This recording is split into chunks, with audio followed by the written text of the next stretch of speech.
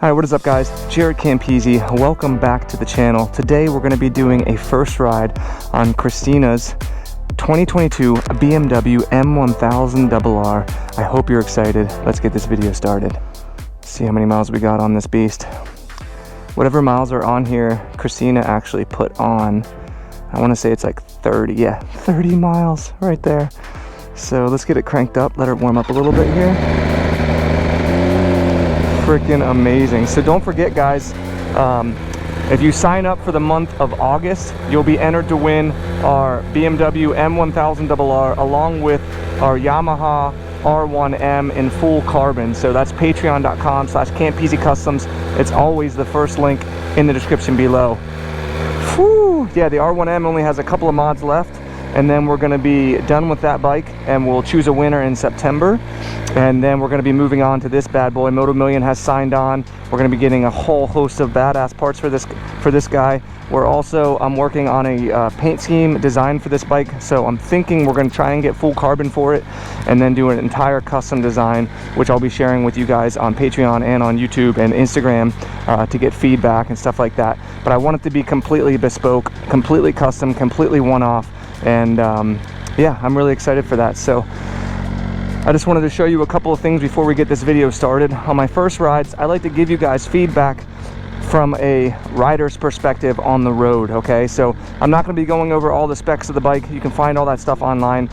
Mainly, I'm just going to talk to you guys about how it feels compared to all the other leader bikes, riding it on a road as an average rider, okay? So first thing, starting off, the seat height.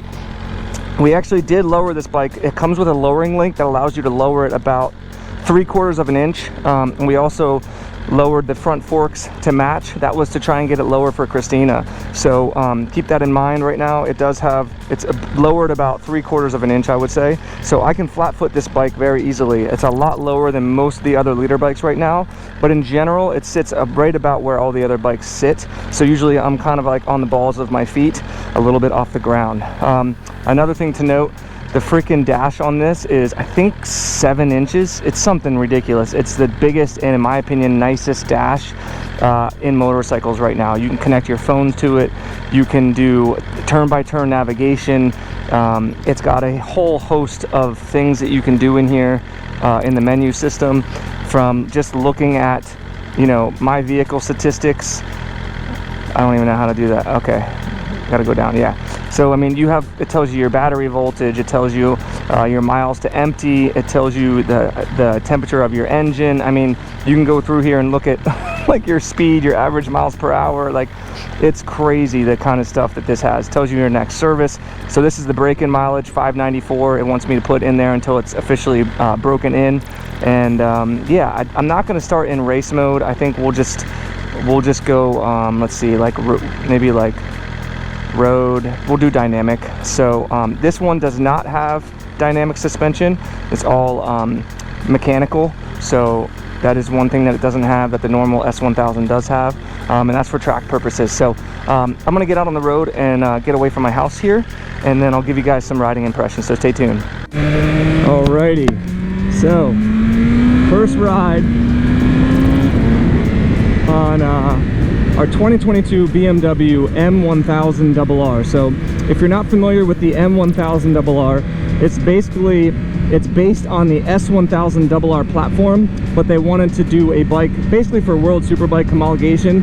So they did a lot of stuff to their engine to make it rev faster, make more power, although I believe it makes almost the same amount of power, but it does rev faster. So it has a lot of lightweight internals. It's still 998cc inline 4. But yeah, they did a considerable amount of work in their engine to make all the internals lighter. You can actually feel that on the throttle. Now, I did spend a good amount of time on the S1000RR. We did a full carbon S1000RR build out in California, and I really enjoyed that bike. It is one of the best daily super bikes you can get on the market, and it's just because it's so freaking easy and smooth to ride. That was one of the reasons why I thought that this would be a good bike for Christina, and in all honesty, it still would be fine for her. She just wasn't comfortable with how high it was, so at low speed stuff, she just didn't feel comfortable coming to a stop on hills and things like that. So one of the reasons that this is so dailyable is the rider triangle. very comfortable riding position. You don't have a lot of weight on your wrists. It's comfortable. The foot pegs aren't super high, although they're adjustable. It has heated grips. It also has cruise control, and like I said, the turn-by-turn navigation. The screen is incredible. The ease of like flickability, I would say this is probably, I mean, I've been riding our full carbon R1M, which is like, man, we must have put $20,000 to $25,000 worth of upgrades into that bike, and this feels almost just as good. One of the reasons behind that is because of the carbon fiber wheels, which is a $4,500 option on the regular S1000RR. It does come standard on the M1000RR with the M package. So, I mean, it is incredibly capable, not only with power and acceleration, but with handling and handling and braking too. So they developed M brakes. They call it M brakes for this bike. It's basically a collaboration between them and Nissan, the company. I think that they feel fine so far from what I've used on the street. I've read some reviews on the track. They can get a little bit, I guess, lackluster over time, maybe like with brake fade and things like that. For street use, I don't think you're really going to have a problem, but for us and what we do, we're definitely going to upgrade that.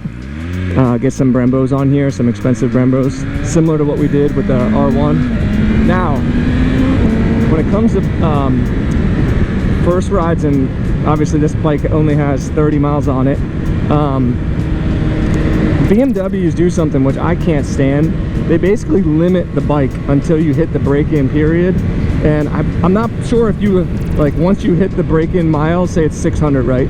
I'm not sure if that rev limiter just gets removed, or if you have to take it into a dealership and have them do the first service, and then they have to do something with the software to remove that. But for me personally, that's super freaking annoying, because you just buy a brand new bike and then this happens. There it is. So it looks like 9,000. It's really scary when it happens, because it just completely cuts all power and you almost feel like you're going to wreck the bike. And I don't know, I just don't think that's necessary. Now maybe with the upgraded engine, and it's like a very technical engine that they have on this particular model, the M model, but I just don't think that that's really necessary at this point. I think that if you spend $40,000 on a motorcycle and you ride it off the lot and you can't go over 9,000 RPMs, it just feels, I don't know, that's one thing I really don't like about these.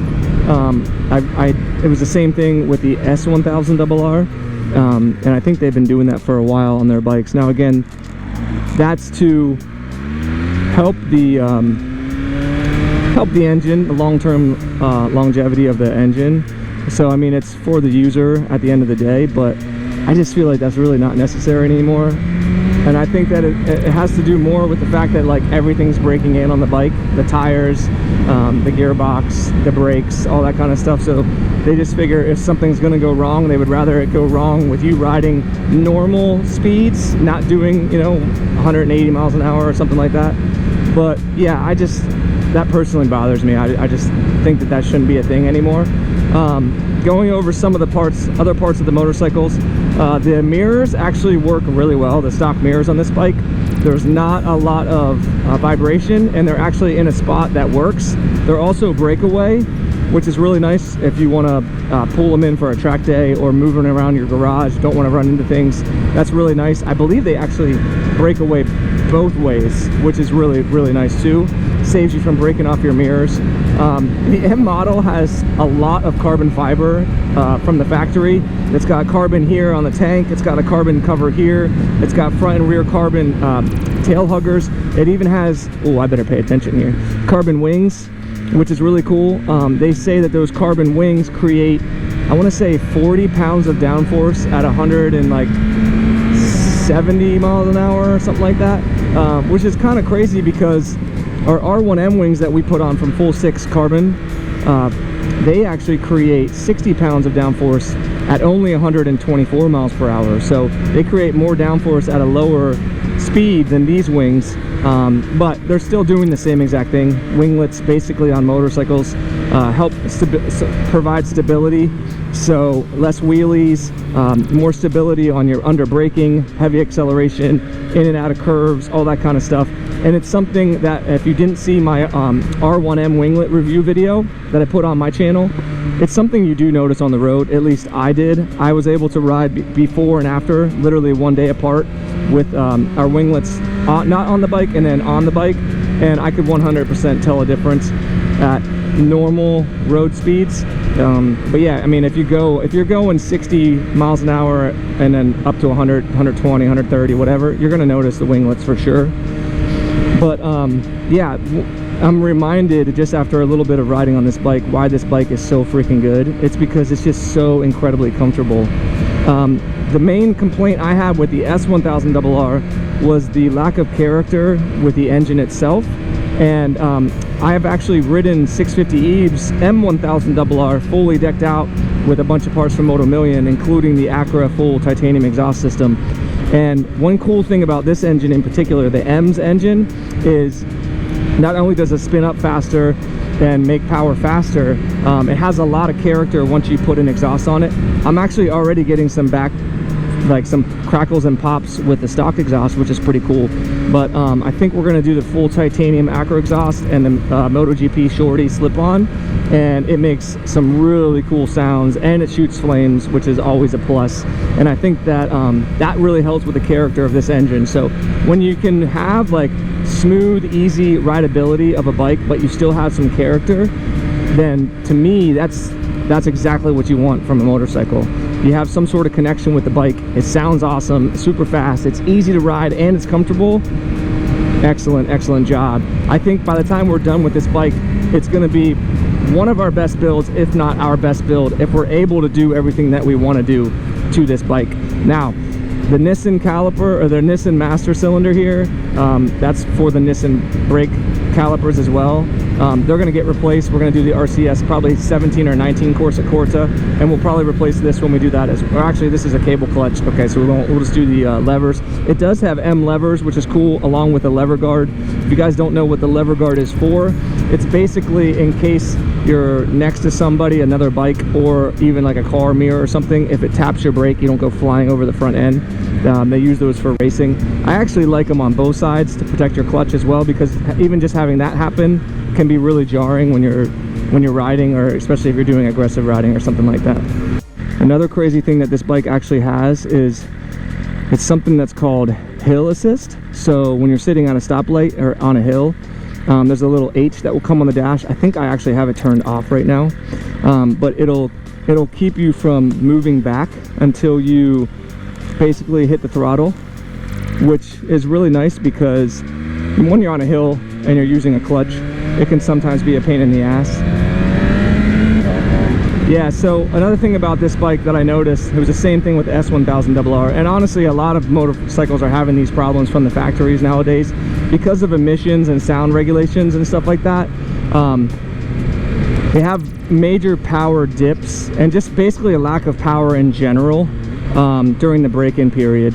And so normally you have to either get the run-in process done and have the software updated at the dealership, or you have to put on an exhaust and flash the bike, and you'll gain like ridiculous amounts of horsepower. I think on our S1000RR in second gear we gained like 40 or 50 horsepower in the mid-range after we put the exhaust on it and flashed it. It was crazy. And even like I think it was second, third, fourth, and even into fifth gear, we gained like, you know, 40 horsepower, 30, 20, maybe even like 40, 30, 30, 20, something like that, just in the mid-range alone. So yeah, it's kind of a shame, but it's something that we have to deal with moving forward, and it's not going to go away. So it's just something that kind of is what it is. But again, it doesn't make riding stock motorcycles super fun for me personally, and I'm sure all you guys who are out there that have ridden a bunch of different bikes throughout the years, especially modified bikes,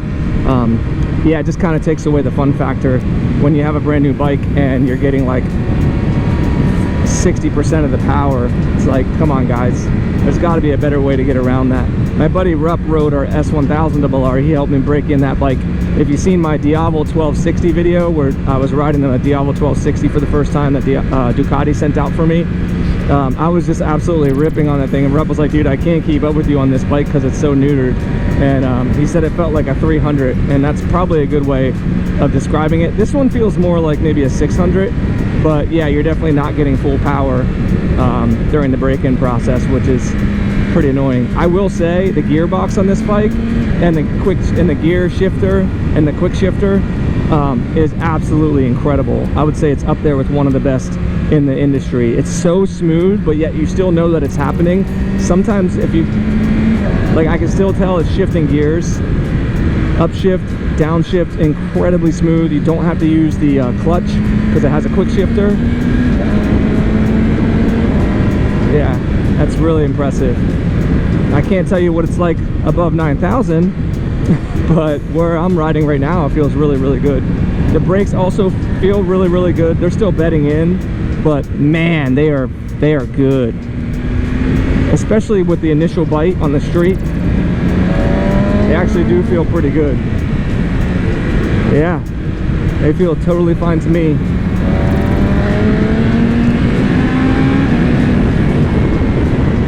It's such a great bike. Like, it's so good. There's really, aside from the things I talked about with the tune right now, everything is so good. Like, it's just a bike that you don't mind spending a lot of time on, and you don't have to be riding crazy to enjoy it either. Man, it's the back and forth on this thing is just insanely good. Yeah, it's an impressive bike, man, and it's going to be insane whenever we're done with it. That's all the way open. It's so neutered, it's ridiculous. You can actually feel it giving you more power as you go up through the gearbox, which means it is limited more in the earlier gears.